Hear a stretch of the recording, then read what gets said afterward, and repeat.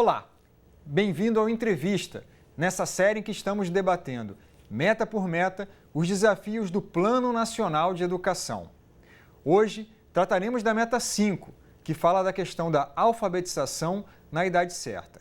E a nossa convidada de hoje é a professora Nilma Fontanive, coordenadora do Centro de Avaliação da Fundação Sesgran Rio. Vamos primeiro escutar a meta. Alfabetizar todas as crianças, no máximo, até o final do terceiro ano do ensino fundamental. Oi, professora, tudo bem? Tudo bem, Antônio. Muito obrigado pela prazer presença. estar aqui com você. Um prazer. Muito obrigado. Bem, na discussão dessa meta, na construção dessa meta, houve um grande debate a respeito qual era a idade, qual era o ano que a gente deveria esperar que as crianças, que se cobrasse que todas as crianças estivessem efetivamente alfabetizadas. Então, havia quem dissesse que a gente tinha que antecipar isso. O terceiro ano do ensino fundamental, 8, 9 anos de idade, é muito tarde. A gente deveria estar tratando de 6 anos. E havia até quem dissesse que não tinha que estipular meta nenhuma, idade nenhuma. Qual a sua opinião sobre o assunto? Não, eu concordo. Eu acho que terceiro ano do ensino fundamental é tardio. Eu acho que nós devemos antecipar a meta. Até porque, você veja, 80% das crianças brasileiras já frequentam educação infantil. 4, 5 anos estão na escola. Se você botar mais 3 anos, são 5 anos de escolaridade. Então, acho que a expectativa que a gente tenha é que as crianças se alfabetizem no final do segundo ano.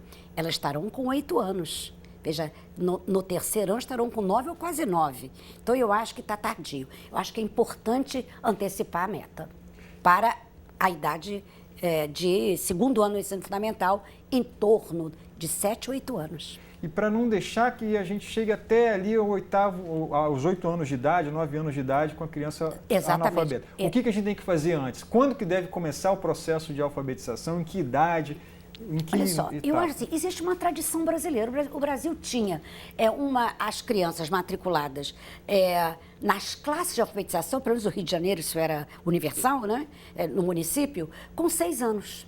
Então, eu acho assim, a idade do estabelecimento das condições, né, o que a gente chama da prontidão para a aprendizagem da leitura e da escrita, se estabelece com 4, 5 anos com a educação infantil. 6 anos ele começa o processo de alfabetização, que deve estar concluído no final do segundo ano. São 2 anos de ciclo. Seria, assim, mais do que suficiente. Mesmo para uma criança, filhos de pais de escolaridade muito precária, mesmo nessas condições, é suficiente? A escola, com condições, conseguiria resolver isso? Com certeza, com certeza. Porque, veja, os déficits de aprendizagem, eles são cumulativos, né? Então, a criança nessa fase, ela está pronta para aprender. Se ela teve um bom período de educação infantil, em que ela estabeleceu alguns critérios importantes, coordenação motora, coordenação visomotora, lateralidade, tem brincadeira de bater palma, de tocar instrumentos, ela está preparada para discriminar som e imagem. Então, ela começa com 6 anos um processo de alfabetização tranquilo, que se consolida, vamos dizer, no ano seguinte. Então, acho que 1 ano seria pouco para qualquer criança de qualquer classe social. Mas eu acho que com 2 anos estaria tranquilo. Então, seria importante avaliar nesse final de segundo ano para impedir, né, que no terceiro ano haja crianças reprovadas. A gente está vendo que a reprovação nesse ciclo de alfabetização de 3 anos está acontecendo no final do terceiro ano. Professora, falando um pouco sobre a viabilidade dessa meta, nós temos aí algo em torno de 30% das crianças que ainda não estão alfabetizadas nesse período que a meta exige. É viável, é possível chegar até o final do PNE com 100% de alfabetização? Com certeza. Eu acho que tem que ter foco, eu acho que tem que ter uma avaliação antes que essa idade, né, se complete para poder evitar esse fracasso. Eu não vejo nenhuma dificuldade, né? As crianças se alfabetizam. O processo de alfabetização é um processo bem orientado, mas é um processo natural. Eu não vejo dificuldades. A meta pode ser atingida. Tem que, de fato, avaliar.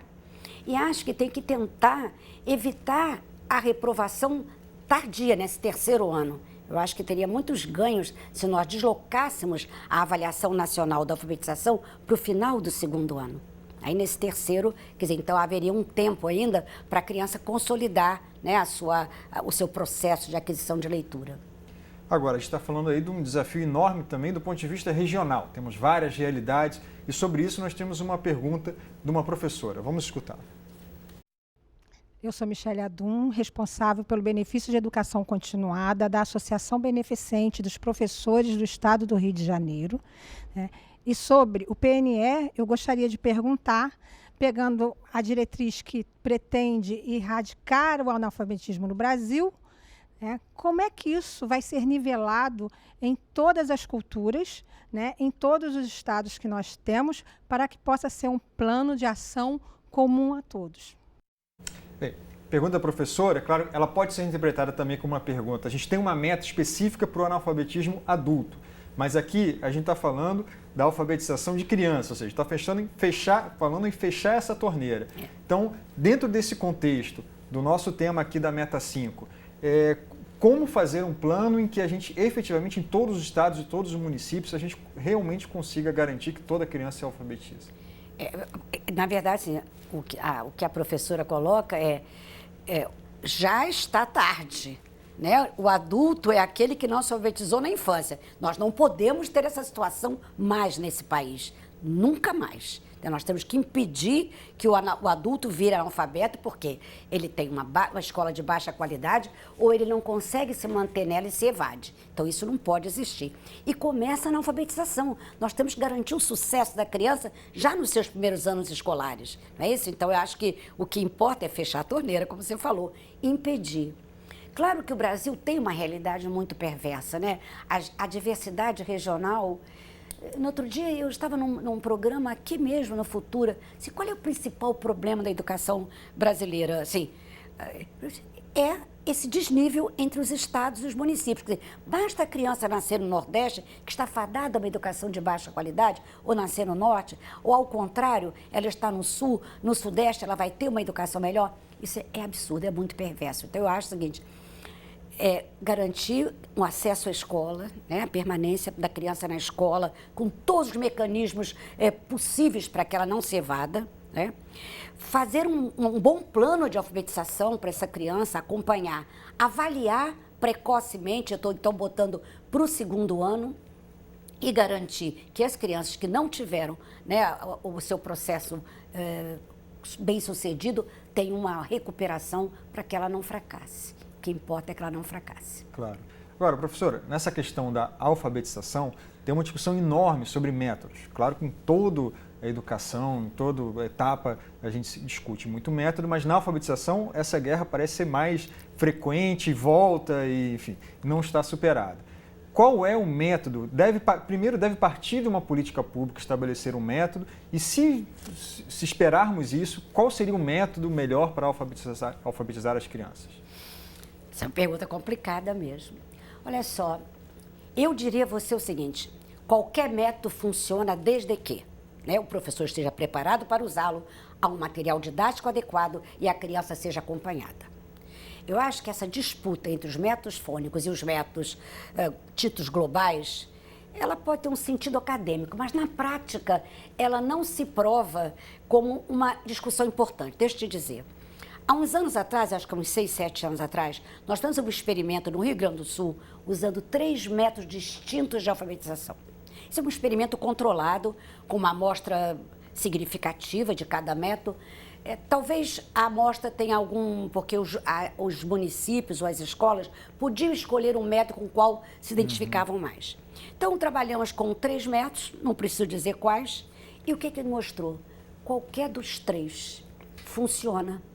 Havia sucesso, 80% de crianças alfabetizadas, em qualquer dos 3. Então, não havia uma diferença significativa em favor de um ou outro método. Então, isso prova o seguinte, qualquer dos 3 métodos, eles tinham material didático do professor, eles tinham capacitação do professor e eles tinham supervisão nas salas de aula.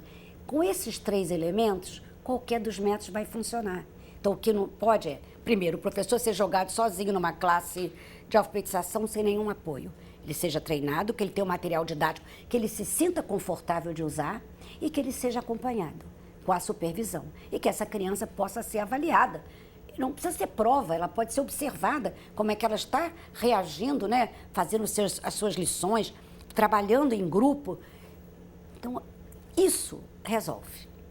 Isso resolve. E voltando a essa questão da avaliação, a gente já teve uma experiência, a primeira experiência acho que global, nacional de avaliação da alfabetização foi a Provinha Brasil, que era mais um instrumento diagnóstico para as escolas. Depois aí tivemos a prova ABC do Todos e agora um instrumento oficial, digamos. Mas de qualquer jeito, a minha pergunta é, como fazer com que isso, além de ser importante, claro, para monitorarmos, para sabermos o estado dessa meta no Plano Nacional de Educação, o que fazer para que isso se torne um instrumento de diagnóstico, de uma ferramenta para mudar práticas de sala de aula, para corrigir problemas para o professor? Então, garantir que o professor tenha a devolutiva dessa avaliação, garantir que chegue a ele de maneira clara, concisa.